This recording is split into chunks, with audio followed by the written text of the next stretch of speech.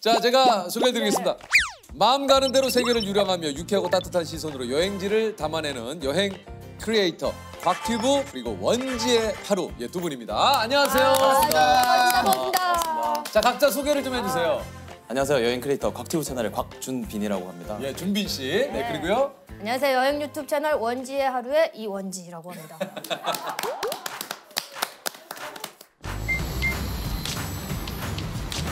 Ya Pak Bro. Если там можно, лучше вас тогда.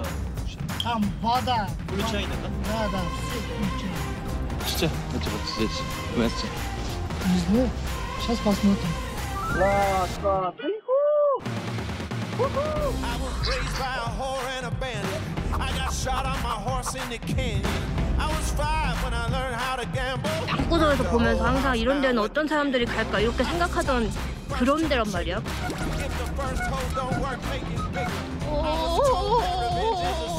약간 소심해서 아무나 못 물어보거든요. 약간 눈이 마주쳐서 웃어주면 물어봐야 되거든요. 아니 무슨 옷을 여기다 넣어놓으셨어?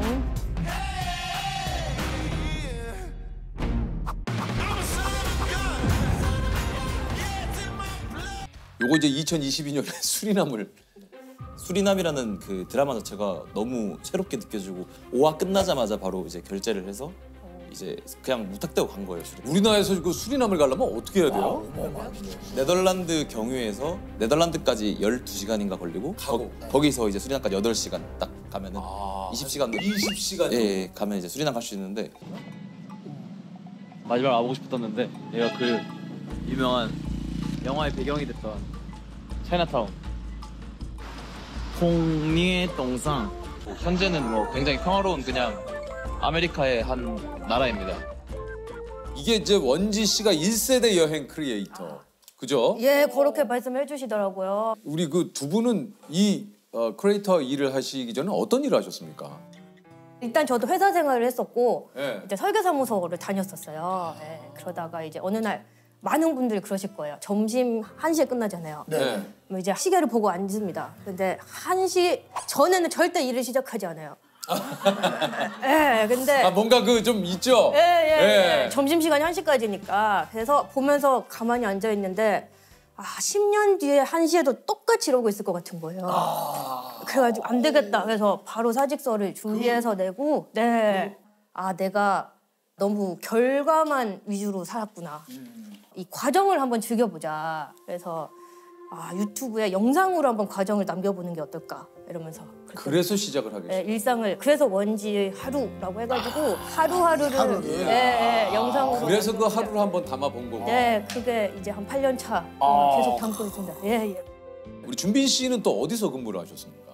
저는 원래는 이제 러시아어를 전공해가지고 그 주 아제르바이잔이라는 나라의 대한민국 대사관에 그 실무관이라고 하고 이제 행정직인데 이제 그걸로 대사관에 또 일을 하셨구나. 네, 그걸로 이제 근무를 하면서 그때 우연치 않게 다른 여행 유튜버 분이 그때 여행을 오셨는데 그 빠니보틀이라는 여행 유튜버가 여행을 왔는데 거기서 제가 만나가지고 가이드를 해줬는데 곽튜브라는 분입니다. 이 기름으로 씻고 나면 몸에 있는 박테리아나 이런 미생물들이 다 사라진대요. 발이 초콜릿 묻은 것 같아. 나도 이런 재능이 있는데 저 사람만큼 할 수 있을 것 같은데 라고 생각하고 그때 수입을 알려줬는데 수입도 저보다 많았어요. 그러니까 저 사람은 세계여행 다니면서 놀면서 하는데 저는 당시 27살, 6살에도 연봉이 또래보다 많았거든요. 근데도 나보다 많이 버는 거 보고 이제 점점 이제 일하면서 계속 이 머리는 이미 그쪽으로 가 있고. 회사 다닐 때와 지금 이제 크리에이터로 활동하실 때 수입 좀 비교를 하자면 좀 어떻습니까? 준빈 씨 어떠세요? 제일 잘 벌 때 기준으로는 한 달 기준으로 하면은 직장인 때 연봉 한 번 번 적이 있었고 그러니까 대사관 다니던 시절에 연봉을 한 달에? 유튜브 하면서 한 달에 번 적이 있었고 야, 대사관 다니던 시절에 연봉을 한 달에? 네, 한 번 있고요. 그렇게 계속 있는 건 아니지만. 네, 그렇죠. 이게 조회수 급락이 너무 심하다 보니까 맞아요. 원지 씨는? 저도 유튜브 한 지 오래됐잖아요. 이제 번지 시작할 때 비슷하게 이제 연봉이 한 달에 이렇게 꽂힌 적이 있고 전체적으로는 이제 먹고 싶은 거 제가 먹고 싶은 거 안 아끼는 스타일인데 이제 메뉴판의 가격을 보지 않는다. 이거 정말 멋있는 나 스스로 약간 멋있을 때 있거든요. 아니 그 우리 각자 또 여행 갈 때 꼭 좀 챙겨가는 것들이 좀 있을 것 같아요. 원지 씨가 꼭 챙겨가는 거 뭐가 있습니까? 하나가 있긴 한데 제가 단소를 챙겨갑니다. 단소. 아 단소요? 예, 단소를 왜 챙겨가세요? 단소가 좋은 점이 여러 가지가 있는데 뭐예요? 일단 휴대가 일단 그 꽂고 다닙니다. 배낭에. 그리고 두 번째는 이제 호신품. 이렇게 가까이 호신용으로도 쓸 수가 있고. 휘두르면 되니까. 그리고 세 번째가 이제 한국 전통악기잖아요. 약간 여행지에서 한국인이 또 한국어 좀 하면 아니 근데 원지 씨 난 저 굉장히 궁금한 게 본인은 좀 여행 스타일이 불통인데 왜 단소로 사람을 끌어모으려고 단소를 한번 예. 단소가 이 단소하면은 그 단소 아저씨가 있죠. 단소 아저씨 단소 아저씨 결국엔 타격을 하지 않았던. 아유.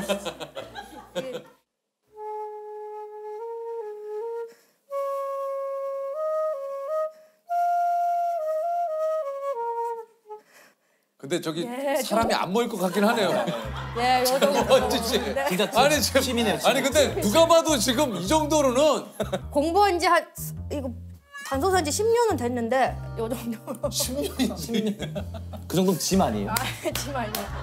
나는 굉장히 그래서 원지 씨한테 마음이 많이 가네. 그럼요. 왜냐하면 이렇게 10년을 했는데도 실력이 지금 이 정도니까 얼마나 우리 친근한. 네. 아니 그 저 우리 준비 씨는 여행 갈 때 꼭 챙겨가는 게 있습니까?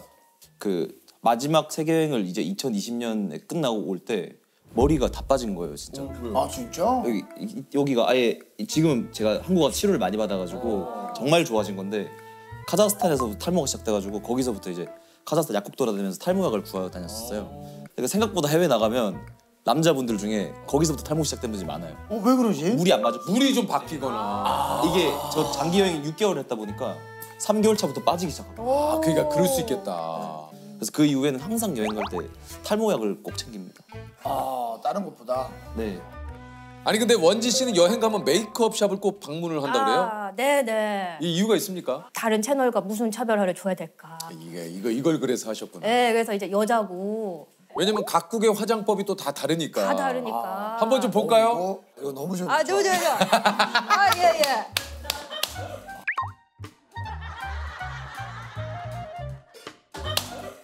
미국은 제가 아는 교포 누나예요. 아니 근데 이거는 맨하탄 센터에 있는 센터에 있는 엄청 유명한 이제 진짜 뷰티샵에서.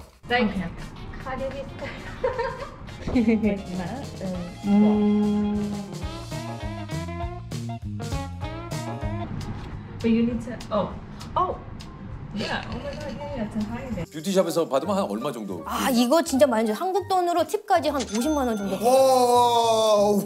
왜냐면 이 속눈썹만 한 60불을 달라고 하시더라고요. 추가하는데.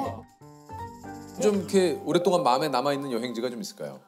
러시아의 그 북극 지역이 있는데 거기서 낚시를 하다가 우연히 이제 거기서 일하시는 우즈베키스탄 외국인 노동자랑 정말 우연히 만나가지고 거기서 친구가 돼가지고. Удочка какой? Удочка. Вот такой надо.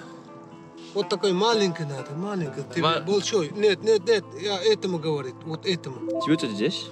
Мурманске? Все работает. Узбекистан, знаешь, небогатая страна, все люди здесь работают. 친구가 돼서 이렇게 같이 여행하고 그분 집에 같이 자는데 저는 놀랬던 게 그때 당시에 그분이 돈이 너무 없어가지고 집에 그 러시아에서도 이제 화장실도 없는 되게 단칸방에 살면서 월급 20몇만 원 받으시면서 러시아에서 중노동하고 계신 분이었는데도 저한테 돈을 계속 쓰지 말라고 그러고 밥 해주고 술 사주고 막 그러려고. 대접을 계속 해주셨고. 네. Не, я ресторан угощаю. Сегодня я хочу просто угощать, потому что сегодня очень благодарю. Хорошее мясо. Я тебе угощаю на гость. А в Узбекистане? 400. $400. Карта можно платить? Карта готовит. 잘 어울리네. 그래슬라까? Спасибо. Это смотрите, запомните меня. Когда я видел, сразу. хорошо. 두 분은 좀 언제 해외 여행에 대한 이런 꿈을 좀 가지시게 됐는지. 원지 씨는 좀 언제? 저는 이제 학창 시절까지 거슬러 가는데 저희가 이제 아버지의 사업 실패로 제가 고등학교 때 집에 딱지들이 붙더라고요. 제가 놀랬던 게 이런 집에도 딱지가 붙는구나. 왜냐면 엄청난 부잣집에만 붙는 줄 알았거든요. 아무튼 그래가지고 갑자기 이제 판잣집 단칸방으로 이사를 가게 됐어요. 하루아침에. 그래서 갔는데 이제 거기가 어떤 집이었냐면 9시에 단수가 되고 공용 화장실을 쓰는데 이제 겨울에는 물이 탱크가 오니까 이제 독서실 같은 데서 화장실 해결하고 그때 이제 이 좁은 공간에서 제가 다큐멘터리를 좋아했거든요. 세렝게티 이런 거. 예, 그런 걸 보면서 이런 너른 초원 같은 곳에 나도 한번 가보고 싶다. 들어가면 이제 약간 복도처럼 되어 있고 어두운 약간 항상 물이 축축해서서 발에 물이 차박 항상 이런 기억이 있어요. 아무튼 거기에 이제 집들이 이제 한 칸씩 딱 있는데 다락방이다 보니까 이제 아빠는 이제 따로 사시고 그리고 이혼도 하셨고 여러모로 하는데 이제 여자 3명 두면 거의 딱 맞는 그 정도 정말 조그만한 방이었어요. 네. 이 최소한의 인간에 필요한 공간이 없는 거죠. 책상 하나 없고 그런 결핍이 약간 여행으로 이렇게 뭔가 로망이 생기지 않았나. 네. 이게 이제 또 진짜 대학을 휴학하고 1년 동안 알바를 90일간 한 6달 가까이 했었어요. 6달 가까이 해서 그걸로. 백화점 구두 매장에서 이제 일을 했었는데 보면 이제 발 사이즈를 이제 보면 제가 사이즈를 이제 많이 보다 보니까 대충 알아요. 그러면 이제 240이시죠? 이러면은 그분이 신뢰감을 확 갔죠. 네. 이분 베테랑이구나. 어떻게 하셨어요? 내 발을 좀 맡겨도 되겠다. 예, 그런 기술, 짜잘한 기술들 많이 배워가지고 그때는 이제 1,000원, 2,000원도 너무 아껴야 되니까 5개월 동안 쓴 거는 거의 버스비, 차비 정도밖에 없었어요. 하루에 이제 주먹밥 싸다니면서 밥값 아끼려고. 우리 준빈 씨는 어떻습니까? 저는 해외 여행보다는 해외에 대한 꿈을 가졌던 게 초등학교, 중학교, 고등학교를 다 이제 학교 폭력은 아닌데 폭력 비슷한 거긴 한데 제가 계속 애들한테 계속 항상 맞고 살아가지고 고등학교 1학년 때 제가 자퇴를 했거든요. 자퇴하고 나서 집에서 방에 한 1년에 한 2-3번 나가나? 뭐 그런 진짜? 집에 딱 처박혀가지고 아무것도 안 하고 저는 그때 축구만 봤거든요. 해외 축구. 게임하고 해외 축구 뭐 해요. 그러다 보니까 이제 해외 축구 보니까 나도 이제 해외 나가서 그냥 사람들이 없는 데서 좀 한국인이 없는 데서 지내고 싶다라고 처음 해외여행을 시작했던 것 같아요. 그러니까 그런 생각을 했던 것 같아요. 실행하는 건 되게 오래 걸렸는데 저는 몰랐어요. 시작하는데 그 마음을 가지는 게 오래 걸렸어요. 사실 이런 얘기를 꺼낸다는 게 이게 저 쉽지 쉬운 않네. 일은 아닐 텐데.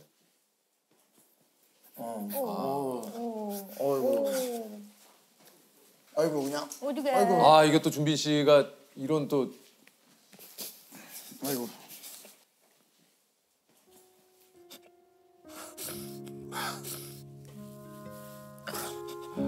너무 뭐 늘 얘기 드립니다만 너무 화가 납니다. 예, 정말 이 진짜 학교 폭력 지금도 이 어느 곳에선가 이런 게 누군가를 이 괴롭히고 못 살게 구는 진짜 이런 일이 좀 진짜 없었으면 좋겠는데 제가 덩치가 되게 작고 항상 반에서 키로 하면 꼴찌였어요. 맨 앞이었거든요. 동급생이잖아요. 근데 저는 그들에게는 항상 밑이었어요. 초등학교 때는. 근데 중학교 가도 똑같았는데 그냥 뭐 매점에서 빵 사오라든지 아니면 이동 수업 같을 때 책 자기 거 옮겨 놓으라고 한다든지 뭐 체육복 빌려가고 뭐 교과서 빌려가고 안 돌려주고 컴퍼스로 등을 찌르고 그러니까 야 나 얘 봐라 하면서 이렇게 찌르고 그럼 제가 아파하는 거 보면서 웃고 막 그래서 중3 때 고등학교 진학할 때는 아무도 모르는 고등학교로 가야겠다 해서 혼자 되게 떨어진 실업계를 갔어요. 일부러. 고등학교 1학년 때 초반까지는 정말 해방이었던 게 반에서 1등 했고요. 일단 애들도 되게 재밌었어요. 그러니까 원래도 재밌는 사람이었어요. 그냥. 근데 중반부터인가 반에 있던 누가 그 중학교 때 애한테 들었어요. 제 별명이 걸베이였다더라. 제 별명이 걸베였거든. 거지였거든 별명이. 심장이 내려가는 줄 알았어요. 그 얘기를 듣는데 중학교 때 저랬다더라 하는데 와 진짜 세상이 무너진 느낌이었어요. 다시 원래대로 돌아가야 되구나. 그럴 바엔 그만하자 이런 생각을 많이 했죠. 정말 이게 또 저기 준비 씨가 또 그런 일이 얘기하고 싶은 거는 그게 그러니까 되게 힘든 시기를 한 오래 겪었는데 고등학교 1학년 때 그걸 부모님도 모르세요. 몰랐었어요 그때는. 근데 그 자퇴한다고 하니까 당연히 반대하죠. 집에서 어느 가족이 그 자퇴한다고 하는 걸 꼭 자퇴해? 이렇게 하는 사람 없거든요. 그러면 엄마도 네가 자퇴를 왜 하냐. 고등학교 때 추억은 절대 못 만든다. 그냥 전 추억이 원래 없었거든요. 그때부터 학창 시절부터. 그래가지고 그때 가출을 했어요. 자퇴 안 시켜주니까. 그때는 부산에서 거제도까지 이제 가는 다리가 없어가지고 배 타고 이제 거제도까지 가서 그때 배추밭에서 막 자고 이러니까 아 이게 현실이구나. 진짜 사회는 무섭구나 하면서 한 4일 하고 집에 전화해가지고 엄마한테 아 사실 거제도에 있다 이러니까 한 밤 9시인가 전화했는데 통영 이렇게 해서 부산에서 통영까지 돌아오는 길밖에 없었는데 새벽 4시쯤에 오셨더라고요. 엄마랑 아버지랑 둘 다. 그래서 차를 타는데 한마디도 안 하시더라고. 집까지 갈 때까지. 가는데 너무 죄송하기도 한데 근데 그냥 인생이 무너졌고 저도 그래서 서로 아무 말도 안 하고 한 일주일 정도는 그냥 집에만 있었어요. 근데 그렇게 하다 보니까 진짜 dengu피증 심해지고 어머니한테 그래서 말을 했죠. 사실은 초등학교 6학년 때부터 맞았다 애들한테. 그래서 그만하고 싶다 얘기하니까 바로 그냥 학교 가서 자퇴.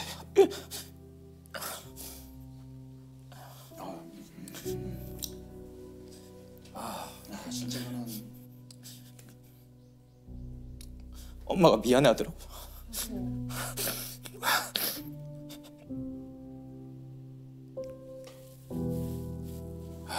이 참 우리 근데 이거를 당당하게 얘기한 게 제가 27살 땐가? 이거를 얘기하는 게 한국에서 창피한 일이에요 되게. 왜냐면은 학교 폭력 당했다고 하면은 보통 원인을 당한 사람도 찾거든요. 그러니까요. 가해자들은 많고 소수예요. 그 당하는 사람은 극소수예요 정말. 그런 사람들 학교에서 우리 학교는 폭력 없는데 이러는데 사실은 관심이 없는 거예요. 폭력 당한 사람들에 대해서. 그래서 그 친구들이 자기 잘못이 아니라고만 생각했으면 좋겠어요. 그러니까 보통은 원인을 자기한테 찾거든요. 그래요. 왜냐면은 어쩔 수 없는 게 쟤네는 안 맞는데 왜 나만 때릴까라고 생각하면은 아 내가 너무 뭐 나대거나 혹은 내가 뭐 못생겼거나 뭐 그렇게 생각할 수 있는데 그냥 그 친구들이 자기 잘못이 아니라고 생각했으면 좋겠어요. 준비 씨가 진짜 얘기해 주신 대로 이게 스스로가 폭력을 가한 사람들이 느껴야 할 죄책감과 본인 스스로의 이런 것들을 오히려 내가 잘못한 게 아닐까 하는 절대 정말 그렇게 생각하지 않으셨으면 좋겠고 진짜 혼자 계시지 마시고 꼭 주변에 도움을 꼭 좀 요청을 하시고 그 전화번호가 그 있죠. 저희 다시 한번 좀 알려주시면 꼭 그 도움을 청하시기를 부탁을 드립니다.